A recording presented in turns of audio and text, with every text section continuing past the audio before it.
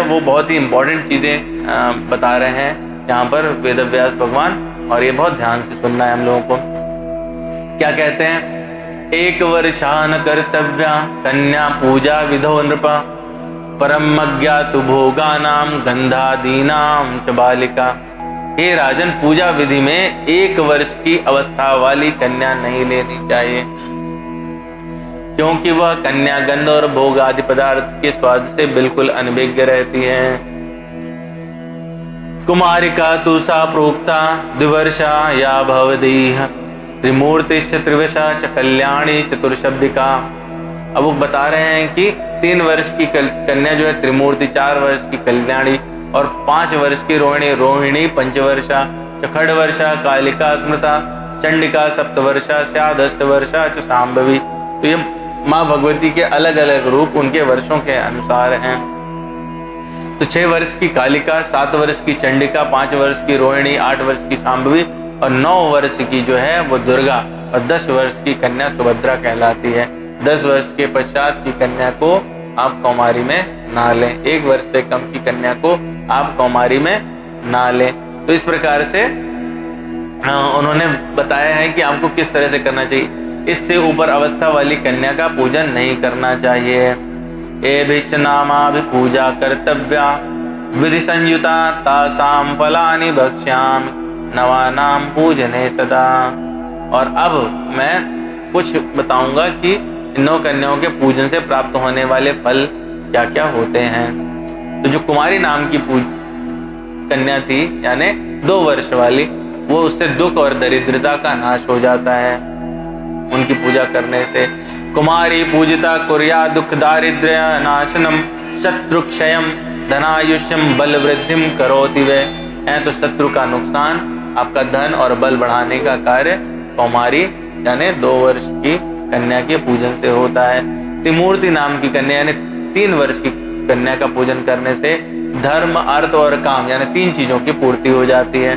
धन्य धान्य का आगम होता है, पुत्र पौत्र आदि की वृद्धि होती है। और विद्यार्थी विजयार्थी चार राज्यार्थी यश पार्थिव सुखार्थी पूज्य नित्यम कल्याणीम सर्व कामदम। जो राजा, विद्या, विजय, राज्य इन सब की कामना करता हो, वो 4 वर्ष वाली जो कल्याणी कन्या है उनका नित्य पूजन करे। और शत्रुओं का नाश करना चाहते हैं यदि आप, तो भक्ति पूर्वक कालिका कन्या का जो 6 वर्षीय हैं उनका पूजन करें। ऐश्वर्य अभिलाषा चाहिए तो चंडिका का पूजन करें, 7 वर्ष की चंडिका कहलाते हैं। हे राजन, सम्मोहन, दुख, दारिद्र्य के नाश तथा संग्राम में विजय के लिए शांभवी यानी 8 वर्ष की कन्या का पूजन नित्य करना चाहिए। मतलब आपको अगर एक मनोरथ है तो आप उतने वर्ष की कन्या का चयन करके और उनको फिर संकल्प अनुसार प्रतिदिन 1 या वही 1, 2, 3, 4 के क्रम में जैसा आपको शक्ति हो यथाशक्ति वो करना चाहिए। क्रूर शत्रु विनाशार्थम तथोग्र कर्म नासाधने दुर्गाम च पूजेत भक्त्या परलोक सुखाय च। क्रूर शत्रु के विनाश एवं उग्र कर्म की साधना के निमित्त और परलोक में सुख पाने के लिए दुर्गा नाम की कन्या की भक्ति पूर्वक आराधना करनी चाहिए। तो दुर्गा मतलब 9 वर्ष की कौमारी है ना। और मनुष्य अपने मनोरथ की सिद्धि के लिए सुभद्रा यानी 10 वर्ष की और रोगनाश के लिए रोहिणी यानी 5 वर्ष की कन्या का निमित्त विधिवत आराधना करे। तो ये वो हो गई कि कौन सी कन्या किस मनोरथ को देती हैं, और हमें 2 वर्ष से लेकर के और 10 वर्ष तक की कन्या ही इसमें पूजन करना चाहिए। मैं बहुत जो निगेटिव वाला पोर्शन है वहां नहीं जा रहा हूं, पर थोड़ा सा यहाँ पर हल्का सा संक्षेप में आपको इंगित कर देता हूँ। जिनमें किसी प्रकार का शारीरिक विकार हो, ऐसी कन्या को पूजन में नहीं लेना चाहिए। अर्थात जिनमें दृष्टि नहीं है, श्रवण शक्ति में समस्या है, या जिनको किसी प्रकार से विकलांगता है, तो उनको इस पूजन में नहीं लेना चाहिए, वो खंडित मानी जाती हैं। ठीक है, समस्त कार्यों के इसमें मेरा कोई जाति विशेष नहीं है, जो लिखा है मैं उतना ही बता रहा हूँ आपको। ब्रह्मणि सर्वकार्येषु यथार्थे नृपवंशजा लाभार्थे वैश्यवंशोत्तता मता व शूद्रवंशजा।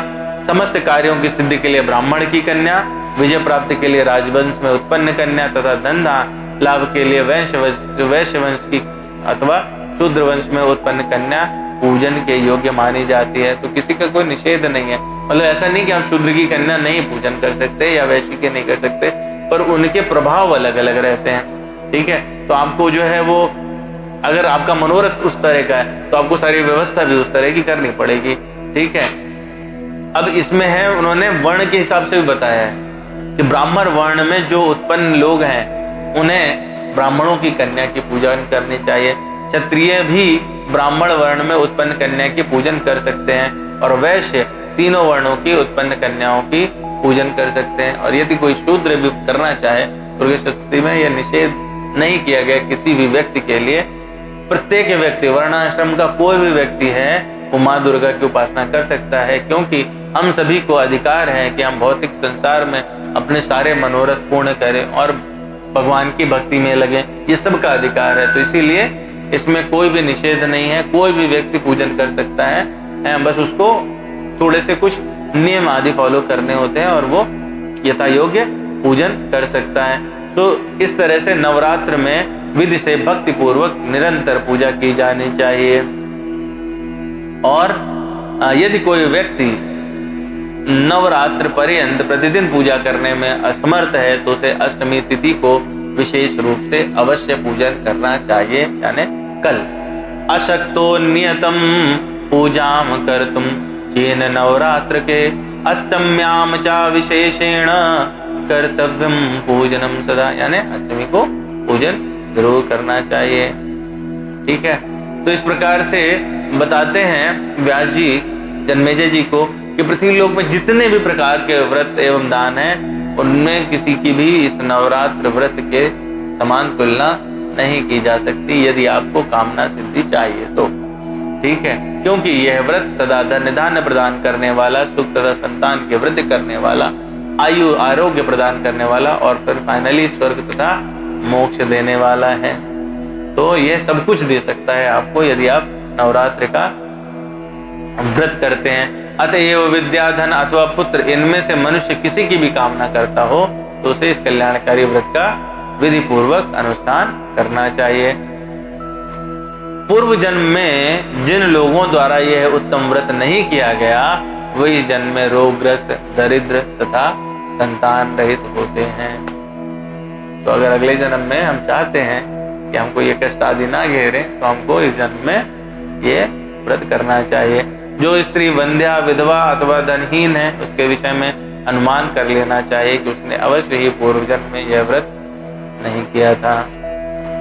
ठीक है, तो यह जो है ये सारी व्रत की महिमा है। अब इससे हमें क्या फल प्राप्त हुई है हम लोगों ने डिस्कस किया। इसकी महिमा कितनी ज्यादा है इसमें कुछ प्रकरण हम लोग छोटे छोटे डिस्कस करेंगे और उसके बाद में इसको विराम देते हैं। तो इसमें जो है इसकी महिमा इतनी है कि भगवान कोई भी अवतार लेते हैं तो उसमें यह व्रत होता है। जैसे हमने कहा कि भगवान कृष्ण ने गोलोक वृंदावन में सबसे पहले माँ दुर्गा की उपासना की, उनका प्राकट्य कराया। फिर भगवान राम ने जब अवतार लिया और वो दुखी हुए तो उस समय उन्होंने, जब सीता जी का हरण हो चुका था और लंकापति रावण से युद्ध प्रारंभ था, तो उस समय भी भगवान राम ने माँ चंडी का, माँ दुर्गा का नवरात्र का व्रत किया था। और उसी समय, ठीक उसी समय रावण ने भी नवरात्र का व्रत किया था। ठीक है, रावण भी उपासक थे, इतना बड़ा पंडित था।